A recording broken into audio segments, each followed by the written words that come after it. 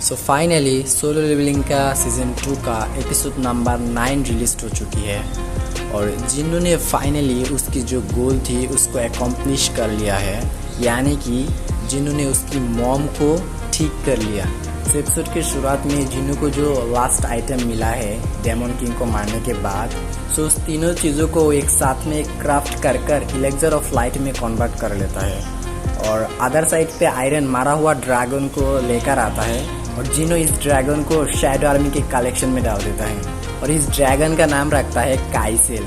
और जिनो को एक नया स्किल मिला है जिसका नाम है शैडो एक्सचेंज, जिसको यूज़ करके वो इंस्टेंटली कहीं पर जा सकता है, ऑल्दो वहाँ पे उसकी शैडो आर्मी होना चाहिए। सो बेसिकली ये स्किल ऐसे काम करता है कि जब भी उसकी शैडो आर्मी कहीं पे होगी तो फिर उस शैडो आर्मी के साथ वो उसकी खुद की प्लेस एक्सचेंज कर सकता है, जिससे कि उसकी शैडो आर्मी उसकी खुद की प्लेस में आ जाएगा और वो उसकी शैडो आर्मी के प्लेस में जा सकता है। और इन सभी चीज़ें करते करते वो इसिल को सडनली बोलता है कि तुमको अकेले घर जाना पड़ेगा और ये बोलकर जिन्नो इसिल को फारवेल बोलता है। तभी इसिल जिन्नो को कुछ बोलने ही वाला था बट जिन्नो चला जाता है। इसिल जिन्नो को लाइक करता है ये बोलने वाला था, जो कि हम उसकी ब्लैशिंग से क्लियरली समझ जाते हैं। और यार इसिल लड़की बहुत क्यूट है, जिन्नो तुमने क्यों इसकी बात खत्म होने नहीं दी। और जिन्नो उसके शहर पे आकर फॉर द फर्स्ट टाइम उसकी ड्रैगन की राइड करता है और वो जल्दबाजी में कहीं भी जाता है। हम डीप डाउन सभी लोग शायद से जानते हैं कि वो कहाँ जा रहा है अभी जल्दबाजी में। और अदर साइड पे हंटर एसोसिएशन का चेयरमैन गान ही प्लान वगैरह के बारे में बातचीत करते हैं कि कैसे आंट्स की जो क्वीन है उसको मारा जाए। और कॉन्वर्सेशन के लास्ट में वो उसकी असिस्टेंट से पूछता है कि क्या तुमने सांग जिनू से कांटेक्ट कर पाया, और जिनसुल बोलता है कि अभी तक तो नहीं। उसके बाद हम बाई क्योनो को देखते हैं जो एक रिटायर एस रैंक हीलर के साथ बातचीत कर रहा है। एक्चुअली ये बंदा बाई क्योनो का सबसे क्लोजेस्ट कंपेनियन भी है और पास्ट के एक इंसिडेंट की वजह से उसने हंटर लाइफ से रिटायर कर लिया और वो अभी ट्राई कर रहा है एक नॉर्मल लाइफ जीने के लिए। और बातचीत के चलते ये बंदा बाई क्योनो को क्लियरली बोलता है कि तुम अगर आए हो मेरे को आंस के मिशन के लिए इनवाइट करने के लिए, तो फिर मैं पहले ही बोल दे रहा हूँ मैं नहीं जाऊँगा और मैं फिर से कभी भी ब्लॉड देखना नहीं चाहता है। और बाई क्योनो बोलता है कि मैं जस्ट तुमको गुड बाय कहने के लिए आया हूँ। और बाई क्योनो का इस बात को बोलने का रीज़न ये है कि इस आंट्स का मिशन इतनी डेंजरस है कि वो खुद ये नहीं सोचता कि इस मिशन के बाद वो जिंदा लौट पाए। सो ये आंट्स का रेड मिशन बहुत ज़्यादा डेंजरस होने वाला है। उसके बाद हम देखते हैं संग जिनो उसकी मॉम के पास आ चुका है और तभी वो उसकी मॉम के नेक पे एक बर्निंग का निशान को नोटिस करता है, जो कि जब वो छोटा था तब उसकी एक मिस्टेक्स की वजह से उसकी मॉम को इस बर्निंग का निशान पा रहा था। और जिनो थोड़ा डाउट करता है कि क्या होगा इसको पिलाने के बाद, ऑल्दो वो ये भी सोचता है कि ये सिस्टम के वजह से ही आज यहाँ तक आ पाया। और ये सोचकर सिस्टम के ऊपर वो ट्रस्ट करके उसकी मम्मी को इलेक्जर ऑफ लाइफ ड्रिंक कराता है। और जब वो उसकी मम्मी को इलेक्जर ऑफ लाइफ खिलाने वाला था तभी डर्निंग दैट टाइम उसकी हाथ लिटरली काँप रहा था। ये समझ रहे हो कि जिन्नू कितना नर्वस है।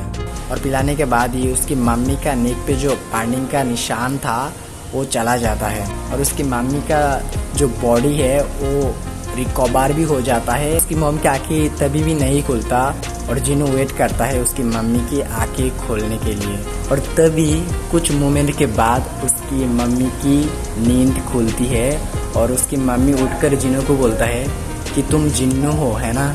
यार ये बस सुनकर ये जिन्नू बहुत इमोशनल हो जाता है और बहुत रोता है, क्योंकि ये मोमेंट जिन्नू के लिए बहुत ज़्यादा ही इमोशनल मोमेंट है, क्योंकि उसने अभी तक जितने ही हार्डशिप जितने सारी चीज़ें फेस किया सभी इसी एक रीज़न के लिए किया।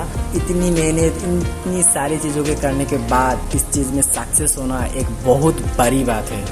और सबसे बड़ी बात है कि ये उसकी मॉम है। उसके बाद जिन्नू का सिस्टर भी उसके मम्मी को देखकर बहुत रोता है। ऑब्वियस सी बात है, रोएगी ही, लाइक 4 साल के बाद देखना। और एक टाइम पे डॉक्टर ने बोल भी दिया था कि ये इंटरनल स्लीप है, इसकी मम्मी कभी भी इस स्लीप से नहीं जाएगा। और हॉस्पिटल में जो स्टाफ वगैरह है वो सभी लोग शॉक्ड है कि कैसे एक पर्सन इंटरनल स्लीप से जाग गया, क्योंकि इसका नाम ही है इंटरनल स्लीप, कि जो भी आदमी इस इसका सिम्टम बनता है, ये कभी भी नींद से नहीं उठता।